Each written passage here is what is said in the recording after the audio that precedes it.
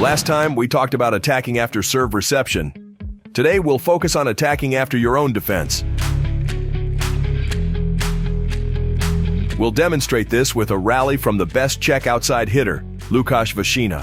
When he's not blocking, he drops back into the court to be ready for the opponent's hard spike. Sometimes he doesn't even touch the ball, but the play continues, and he joins in a triple block. And even then, it's not over.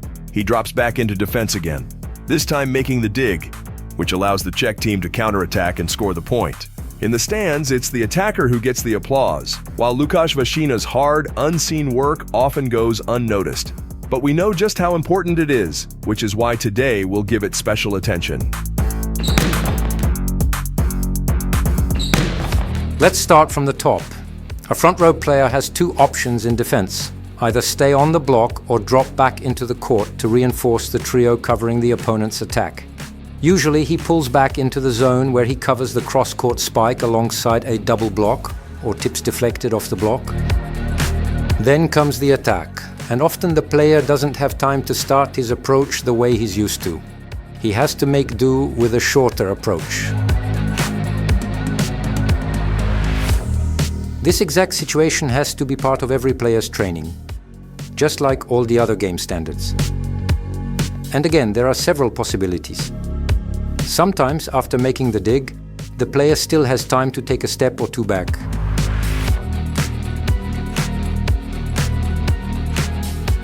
Other times, he can only adjust his stance. From there, his approach depends entirely on how the play unfolds.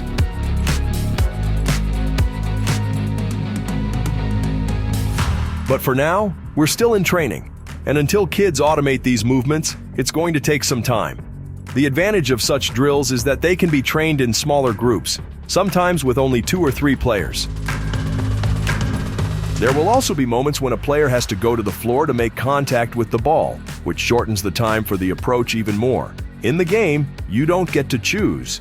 You take the situations as they come. That's volleyball.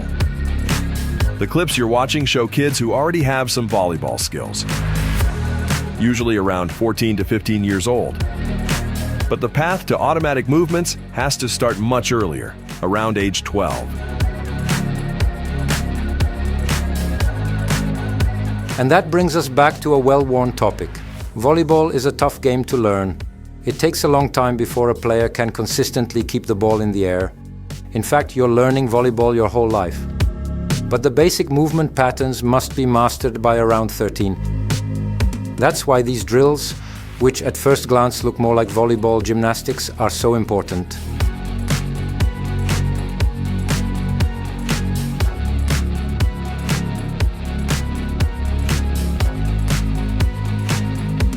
Let's return to our main theme.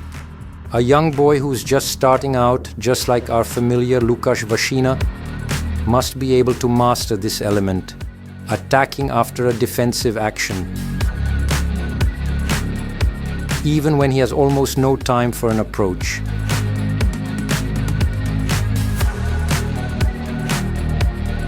And everything we've said here doesn't apply only to front row players. Anyone allowed by the rules must be able to transition from defense into attack, just like this German national team player hitting from the back row out of zone 6.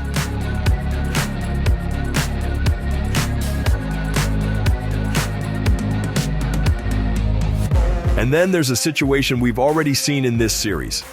Czech national player Jan Galabov repeatedly defends in the backcourt and then offers himself for the attack, even though another player ends up taking the swing. But this offering itself is a valid game action because it draws the attention of blockers on the other side of the net. Now let's look at a full game sequence from serve to attack. Here's Brazilian opposite Darlin. After serving, he transitions into his defensive position, then digs a ball slowed down by the block in zone 6, and immediately moves into his attacking zone 1, where he finishes the rally with a kill. Defense in volleyball isn't just about digging in the backcourt. The entire defensive concept is built primarily on the block. We know that a single block serves a different purpose than a double or triple block. And if the block doesn't produce a direct point, then what matters most, at least for today's topic, is what comes afterward. It's really the same story every time. As soon as play continues after a block, all attackers must instantly form for the counterattack. And again, we return to Łukasz Washina, who has been performing brilliantly at the current World Championship, which is why we'll feature him in this series as much as possible.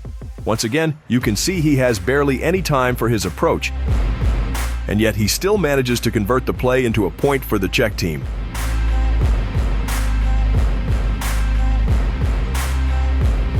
Back in training with the 14-year-olds, it's essentially the same story. What applies after a successful dig in the backcourt also applies after your own block if the ball stays in play.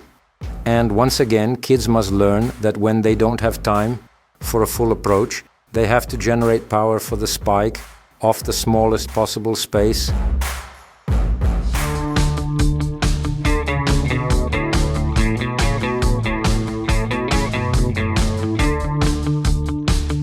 But of course, we don't only attack from the left, so we flip the situation like a mirror and practice the same sequence on the right, from zone 2. Again, there's little time, and again, a shortened approach. That's volleyball. While at the beginning, we taught the fundamentals in greenhouse conditions, which was necessary for beginners, now we must train what really happens in the game.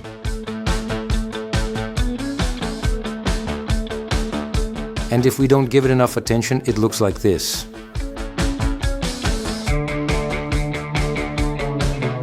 In training, we account for this. Young players know that if it's at all possible, you always attack. The ball should never be given to the opponent for free.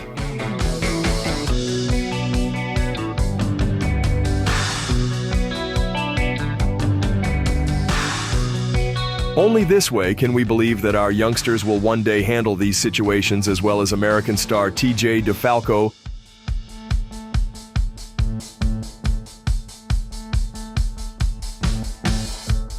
or our familiar Łukasz Washina.